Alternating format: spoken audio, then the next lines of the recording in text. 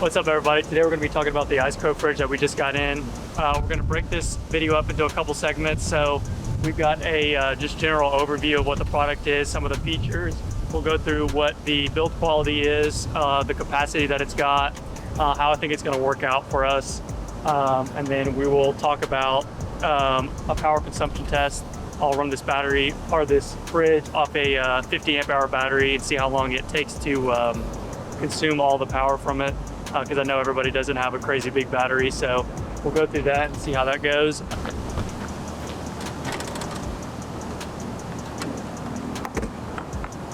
All right, guys, so it's pretty easy to move around. It's a little heavy, but it's not too bad with the nice handles on there. So it actually comes with, when you get the fridge slide, it'll come with these straps. So you can fish them through right here and onto the handle and secure it down when driving. Definitely recommend doing this so you don't have it popping up and down if you're off-roading or you hit a pothole on a road and it goes flying. So you can strap those down nice and tight and then it'll secure the fridge really good. Hi guys, so this is the fridge slide. This is an ICECO fridge slide as well. Comes all the way out, extends pretty far, which is good. My previous fridge slide didn't come out super far, so I like that this one comes out, feels sturdy. If you come over here, I will show you some of the build quality. So if you kind of zoom in closer to over here, you can see it's all aluminum, which is nice. The tracks are aluminum, ball bearings are aluminum, so you don't have to worry about it rusting out, which is a huge problem with some of these fridge slides, especially on trucks. So if you're going to run this fridge on a truck and you're going to have it out in the elements all the time, huge part is going to be what the build quality is. I've had this on the truck for a couple weeks now, just kind of testing out how the build quality is. It hasn't rusted out yet, so it seems like when it gets wet, it dries good and it's not going to rust out. All right, guys, so first impressions on the fridge. This is the ALP55 fridge, so I think it's a 58 quart fridge in total. It's built out of stainless steel. It's really nice build quality. It's pretty heavy, honestly, but that's a good thing. You want your fridge to be pretty heavy duty. All right, guys, so also with the fridge, it'll come with this little box inside of the fridge. You've got a AC plug, and then, which is really nice, you'll get these extra bumpers. So if you happen to have one of these bumpers cracked, you can replace them with these. It also has some replacement latches, so if you have any issues with the latches, you can replace those. So that's really nice. That's stuff that you're going to use all the time. It's got these nice bumpers on it. They feel like ABS plastic or something, but they're going to protect the fridge if you're bumping it around, moving it, especially with it being heavy. It's got these nice latches on it. On here, you can open it up. It opens up really wide, which I like, so you can get in it from any angle and it's pretty easy. You kind of get a top-down view of the inside of the fridge here. It's got plenty of space. I just have a little water bottle in here just to kind of show it off. All right, also on the inside, it'll come with these dividers. So it'll come with 3 different dividers. It'll come with this one. It'll come with this one in the freezer side. And then it will also come with one down at the bottom here. It'll also come with this white divider. So if you want to have it run as a large fridge, you can, or you can divide it and have that fridge and freezer section right there, which is very nice. It has some specs to show you what different temperatures are recommended for different items. So that's really nice and handy to have. It's got a light in the back and in the front. So when you're opening this up at night, which most people do, you'll be able to see some stuff. So this is just kind of overview of the top here. And then it's nice, soft closes, which is always helpful. Another feature that I'll show you is it's got this control panel on the front. This is the screen for it. It's hard to see with the camera just because of the frame rate and everything, but it's got your dual zones on here. This is what the current temperature is, and you can go in and press the settings button and adjust each temperature.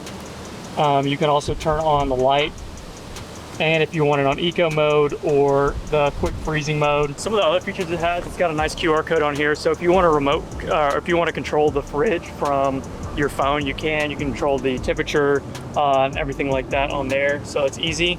On the front, it's also got a couple USB ports. You got 2 USB ports, so you can plug in a phone if you want to, if you want to not mess with going straight to the battery. It's got an AC port and a DC port, which is nice, so if you want to plug anything else up to the fridge, you can. And in the back, it's pretty similar to that. It's got a DC and a USB port in the back, so if you want to plug into that, you can, which is really nice. It's got a lot of plugs on there. In terms of lighting, it also has a little light on the front. It's got a blue light that kind of fades in and out, which is nice. It's probably going to be hard to see on the camera, but it fades in and out. And it's kind of like mood setting and nice. If you're looking for a fridge and you're not really sure what size you want to go with, this is a 55, ALP55, so about 58 quarts. Honestly, I think this size is going to be great for anybody that's going out on longer trips. 1 to 2 weeks, you should have plenty of room to go through food and have enough storage. If you're going for a day trip or something, or a weekend trip, you can have plenty of space to put stuff and not have to dig around a lot. Definitely recommend a 55 quart. I had a 35 quart previously, and that was good, but it would get cramped at times. So an upgrade to a 55 is definitely worth it. So as far as the power consumption test, I'm gonna run the fridge on max. I'm not gonna have it on eco mode. So this is just kind of like a worst case scenario. Your other battery died or something. Your fridge warmed up, you gotta warm it back down. You don't want it on eco mode right now. I'm gonna run it on max, see how long it takes to drain this Blue Yeti battery. And then I will let y'all know the results whenever it's fully dead. I had it start at about 80 degrees. So we're gonna have a cool down from 80 degrees to, I have it set to 32 for the freezer and then 41 for the fridge. So we'll see how long it takes to do that and see how long the battery lasts. All right, so this is the back side of the fridge. You can see this is where the DC plug goes into, and then you've got a USB port on the other side right there too. So excuse my setup, it's a little bit lame right now, but I've just got my 50 amp Blue Yeti power station back here. If I turn that on, you can see it is cooling down the fridge. It is working good. So right now it is pulling 85, yeah, it's pulling 85 watts right now. Hi guys, so I originally plugged in this 50 amp hour battery to the fridge about 20 minutes ago. I was about to end the video portion for right here, but I set it to 41 and 32, I think. Right now, it's gonna be hard to see with the camera, but it's already at, let's see, 38 degrees on the freezer and 41 on the fridge. It's been at 30, it's on 38 at the freezer, 41 for the fridge, so it's already cooled down almost to its desired temperature from about 80 degrees on both sides in only 20 minutes, which is crazy. Usually with my other fridge, it would take about an hour and a half to get down to that temperature. But this one, it's pulling the power right now. It's pulling about 40 watts right now. So it pulls the power, but it'll cool down really fast if you need it to. All right, one more update before I go out. It's hard to see, but it's at 32, 41. It's been about 25 minutes. Now let's check out the battery station. Pulled about 17% power on max mode. I just switched it over to eco. So I'm gonna have it run on eco at 32 degrees and 41 for the fridge and see how long it lasts. All right, what's up guys? We're gonna keep this short and sweet. It's the next day. I'm really surprised by that, honestly. So this fridge lasted more than 24 hours on the 50 amp hour battery. It ran down 17%, going from 80 degrees to my desired 41 degrees and 32 degrees. After that, I switched it to eco mode. It took over 24 hours for it to fully drain that 50 amp hour battery. So that's pretty great. I even opened up the fridge multiple times just to simulate getting in and out of the fridge. Even with that, it held the temperature really well, didn't drain too much power. Overall, I'm really surprised with that power consumption test. You could really take this out for a weekend trip, even with a 50 amp hour battery, recharging it on solar and with the truck. You could make it last a day, 2 days if you recharge it right. I probably wouldn't recommend a 50 amp hour I'd recommend maybe 100 amp hour, just so you have 2 full days of having the fridge on constantly without having to recharge it. Just peace of mind. With that, thank you guys for watching.